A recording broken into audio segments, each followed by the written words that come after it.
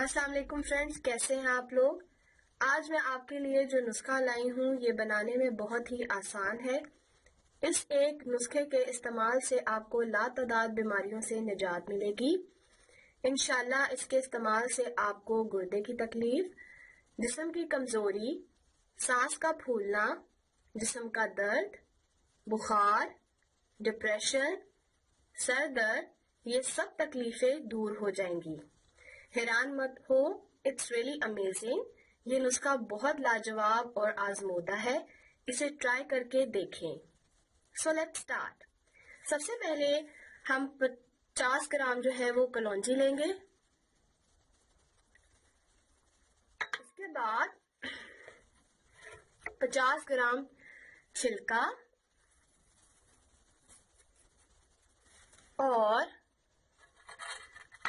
100 ग्राम शहद। कलौंजी को पीसकर छिलका और शहद में अच्छी तरह से मिक्स कर लेंगे और मिक्स करने के बाद इस तरह से इसका पेस्ट बन जाएगा।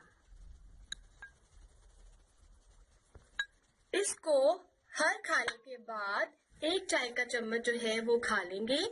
इंशाल्लाह आपको बहुत फायदा होगा और आप इसे छोटे बच्चों को भी खिला सकते हैं। ओके फ्रेंड्स, अपना बहुत सारा ख्याल रखिएगा। मेरे चैनल को जरूर सब्सक्राइब कीजिएगा। Thanks for watching my video और टेक केयर। अल्लाह हाफिज।